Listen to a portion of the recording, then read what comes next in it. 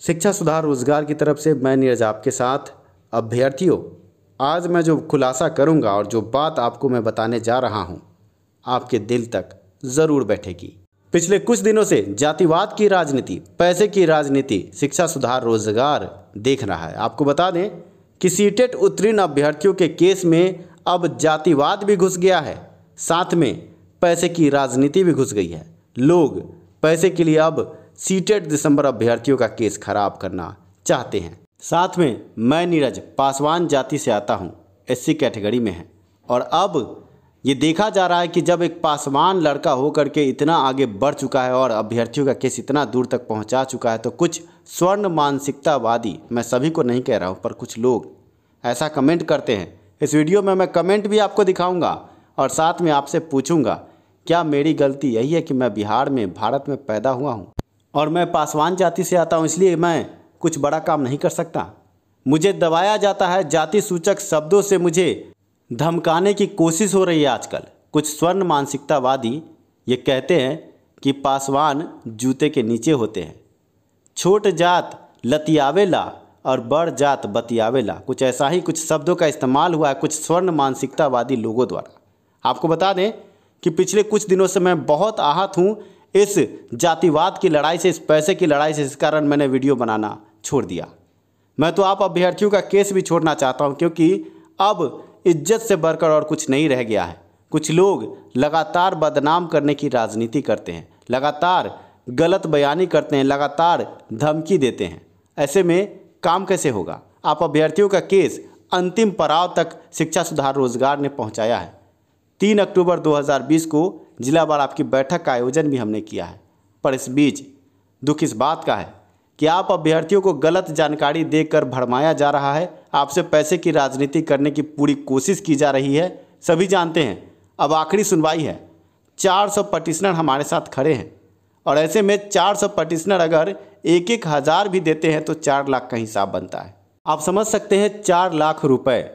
इन 4 लाख रुपए की हेरा फेरी करने के लिए कुछ लोग लगातार शिक्षा सुधार रोजगार और नीरज को बदनाम करना चाहते हैं कि जिससे अभ्यर्थियों की तरफ से फंडिंग नहीं हो और फंडिंग हो तो उनके अकाउंट में हो।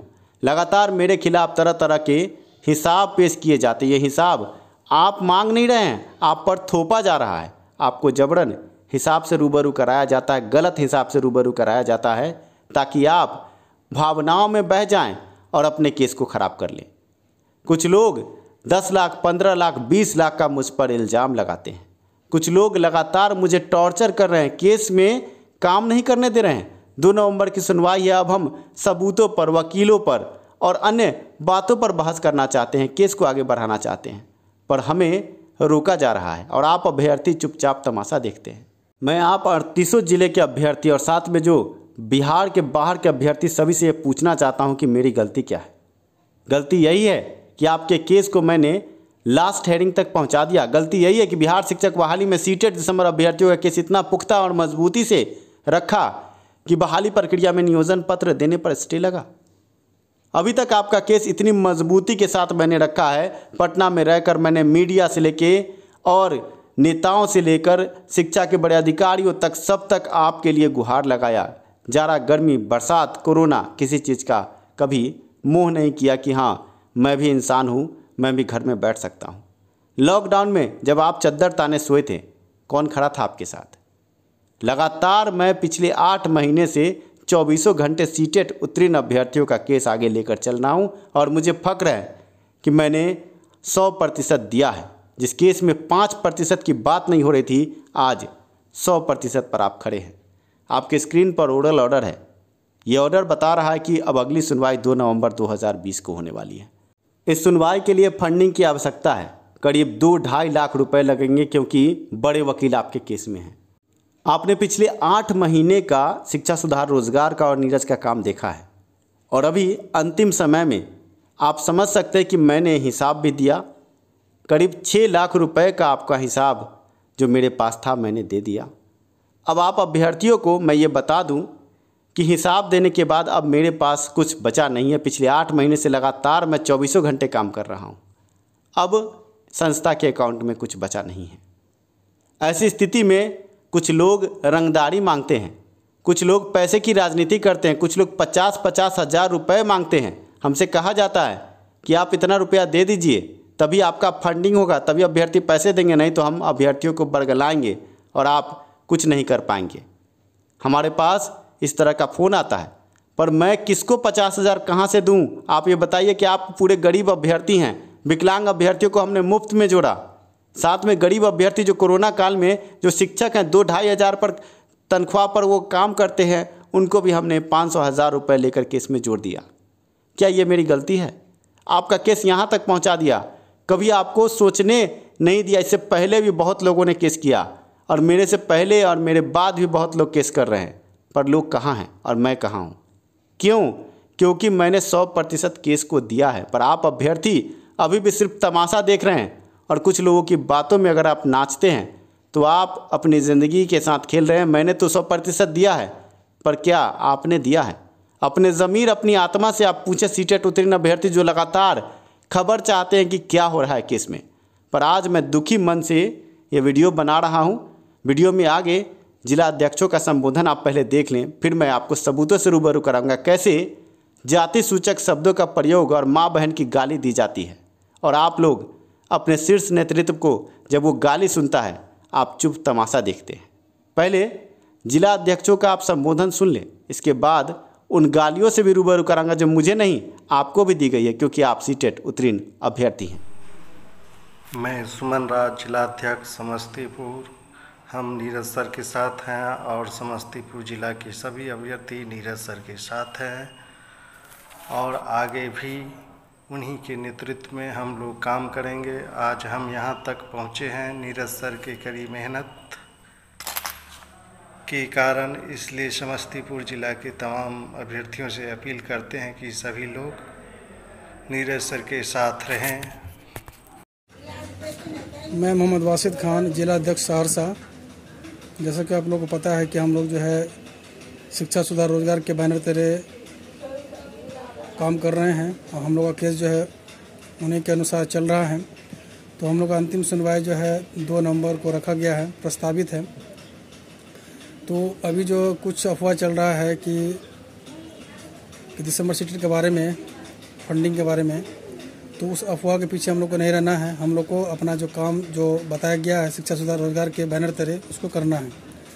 यानी कि 2 तारीख को हम लोग का अंतिम फैसला ही होगा। तो इसके लिए जो है 3 तारीख को हर जिला में जो है मीटिंग रखा गया है।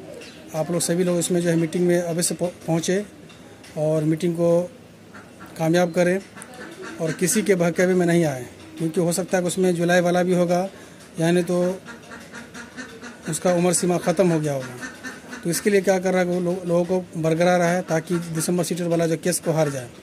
तो हम लोग को जो है 3 महीने से इस मेहनत में लगे हुए हैं। तो हम लोग का लक्ष्य एक ही होना चाहिए कि हम लोग दिसंबर सीटेट को जो है किसी भी हालत में अलाउ करवाना।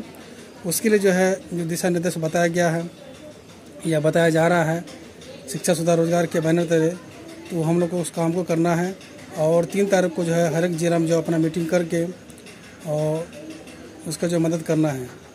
और हम लोग का एक ही लक्ष्य होना चाहिए कि किसी भी हालत में जो हम लोग को दिसंबर सीटेट पास को अलाउ मिले। तो उसके लिए हम लोग को जो है एकता का परिचय देना है। और मैं सभी जिला अध्यक्षों से रिक्वेस्ट करूंगा कि आप लोग भी जो है 3 तारीख को मीटिंग को कामयाब करें और सभी जो है एकजुट होकर इसका अभियान को जो है पूर्ण करें और शिक्षा सुधार रोजगार के जो बैनर तले इस कार्य को संपन्न करें।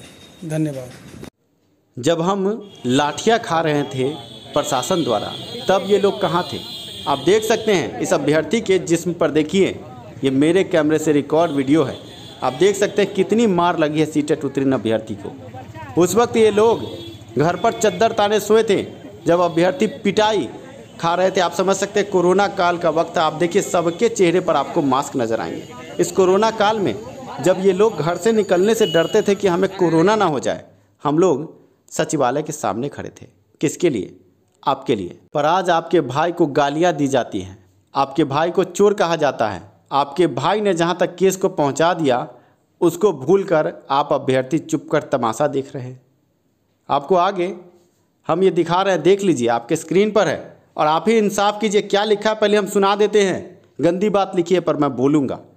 आप देखिए लिखा है, कुछ हराम के पिल्ले को उसकी असली औकात जो भगवान उसे दिए हैं उसे नीच पैदा करके उसे रियलाइज़ कराना बहुत ज़रूरी है। और मैं खोलूँगा साले की पोल बहन डैश डैश डैश, और नीचे की गालियाँ आप देख सकते हैं। आप समझिए कि ये सिर्फ मुझे गाली नहीं दी गई है, ये गाली आम सीटेट अभ्यर्थी को दी गई है, क्योंकि मैं आपका नेतृत्व करता हूँ। जाति सूचक शब्द, आप ऊपर मेरा नाम भी देख सकते हैं और इस इंसान का नंबर भी आप देख सकते हैं। नाम है गुड्डू पांडे, नंबर है 9631228506। एक और मैसेज से आपको रूबरू कराता हूँ, आप देखें कि क्या लिखा जा रहा है। और ये सब टॉर्चर किया जा रहा है और इस कारण से आपका केस कहीं ना कहीं कमज़ोर होता है। मुझे काम करने नहीं दिया जा रहा है, अब गाली गलौज की नौबत है। आप देखिए लिखा है, नीरज सर आपको मैं बोल दूं कि 42 दिन के अंदर आपका पतन निश्चित है। मुझे धमकी दी गई है कि 42 दिन के अंदर तुमको हम सबक सिखा देंगे। अब इस धमकी का जवाब क्या देना है आप आम अभ्यर्थियों पर छोड़ता हूं कि आपका भाई लगातार मर रहा है कोरोना के बीच में और ये लोग क्या नौटंकी कर रहे हैं। अब आप पूछिए सवाल। ये लोग काम करने से रोकते हैं, ये लोग काम को सही जगह नहीं करने दे रहे हैं और आपकी ज़िंदगी के साथ ये लोग खेल रहे हैं। दोनों का नंबर मैंने बोला है और स्क्रीन पर भी नंबर है। अब आप पूछिए कि ये जातिवादी लोग आखिर चाहते क्या है, क्योंकि हमने आपके लिए कड़ी मेहनत की है। आगे देखिए क्या लिखा है। एक कहावत है, बड़ा जाति बतियावला से छोटा जात लतियावला से ही मानता है। आप समझिए कि मुझे लात की धमकी दी जाती है। आप समझिए कि आपके भाई को ऐसा बोला गया और आप अभ्यर्थी मुंह ताक रहे हैं। आपकी संख्या 5000 की है। आपके लिए जो लड़ रहा है उसे लगातार टॉर्चर किया जाता है, केस सही से लड़ने नहीं दिया जाता, ग्रुप में तरह तरह के मैसेज आते हैं और आप अभ्यर्थी तमाशा देखते हैं, मुंह देख रहे हैं। आखिर मैं किसके लिए केस लड़ूं? अगर ये केस कमज़ोर होता है, अगर ये केस पटना हाईकोर्ट में 2 नवंबर को ठीक से नहीं रखा जाता है तो गलती किसकी होगी? आप मुझे काम करने से रोक रहे हैं। मैं इन लोगों को कह रहा हूँ, जाति सूचक शब्द आते हैं, साथ में रंगदारी मांगी जाती है 50,000, 1 लाख, और नहीं देने पर कहा जाता है कि हम फंडिंग रुकवा देंगे और आपको ऑडियो जारी करके कहा जाता है कि पैसा मत दीजिए। पैसा आपका है, आप चाहे जो करें, पर हम ये आपसे कहना चाहेंगे कि कोई आपके ज़िंदगी के साथ खेल रहा है तो ये गलत है। आप अभ्यर्थी लगातार इस आस में है कि 2 नवंबर की आपकी सुनवाई होगी, पर अभी जो स्थिति और जो नीरज के साथ हो रहा है, ये जुल्म, ये सितम, ये आप समझ सकते हैं कि जो आपके लिए लड़ रहा है उस पर क्या भी बीत रही है। मैं पिछले 5 दिनों से कोई वीडियो नहीं बना रहा हूँ। मैं ये केस आप बोल दें मैं छोड़कर चला जाता हूँ। मैंने यहाँ तक पहुँचाया है, अब आगे आप लोग समझिए। पर आपके साथ जो खेल खेला जा रहा है, ये लोग समझ रहे हैं कि आखिरी सुनवाई है और नीरज जिस तरह से काम करके दिया है, लाखों लाख रुपए नीरज एक बार बोलेगा अभ्यर्थी दे देंगे। पर नीरज को हम क्यों नहीं लूट खसोट मचाएं? इनकी यही मंशा है और ये लोग लगातार आपको गलत मैसेज से रूबरू कराते हैं। रोज़ ऑडियो आता है और आप अभ्यर्थी ग्रुप में जब ये लोग ऑडियो डालते हैं आप सुनते हैं और आपको शर्म भी नहीं आती कि आपका भाई गाली सुन रहा है, आपके भाई से रंगदारी मांगी जाती है, आपके भाई को काम से रोका जाता है। जो हिसाब किताब है मैंने आपको दे दिया था, अब मेरे पास कुछ बचा नहीं है। अब आगे की केस की जो रणनीति है उस पर हमें काम करना है। हमने कहा फंडिंग करवाइए, 2-2.5 लाख रुपए अभी भी कम है। अभ्यर्थियों को जिलावार बैठक 3 अक्टूबर को हमने रखी है, पर आप अभ्यर्थियों को बरगलाया जाता है कि आप बैठक में ही नहीं पहुँचे। आप नहीं पहुँचिएगा, आपके तरफ से फंडिंग नहीं होगी, केस की सुनवाई अधर में जाएगी। पर मैं नीरज आपसे वादा करता हूं कि मेरी आखिरी सांस तक मैं केस को नहीं छोड़ूंगा। आप भले ही आगे नहीं आइए, मेरे पास जितना औकात होगा, जितना पैसा होगा, मैं अंतिम सुनवाई में ज़रूर खड़ा होऊंगा। पर आप लोग जो बड़े वकीलों की बात करते हैं, बड़े वकील की फ़ीस की बात करती है, वो आप खुद समझें। हम अपना काम कर रहे हैं और मैं ये विश्वास दिलाता हूं कि 2 नवंबर को सुनवाई अगर मुझे खुद को बेच कर भी करवानी हो तो मैं करवाऊंगा। पर आप अभ्यर्थियों को सोचना चाहिए कि जो पटना में रह के लगातार 8 महीने से आपके लिए काम कर रहा है, आपके लिए लगातार मर रहा है। आपको बता देता हूं कि पिछले दिनों मुझे कोरोना भी हो गया था, 15 दिन लगातार बेड पर था। कौन देखने आया मुझे? मैं ये नहीं चाहता कि आप मुझे देखने आए, पर आपका केस है, आपको संभालना चाहिए। आगे 3 अक्टूबर को आपकी बैठक है। आपको दिल करता है तो पहुंचिए, नहीं दिल करे मत पहुंचिए। फंडिंग करना है कीजिए, नहीं दिल कर रहा है मत कीजिए। धन्यवाद वीडियो देखने के लिए, कीमती समय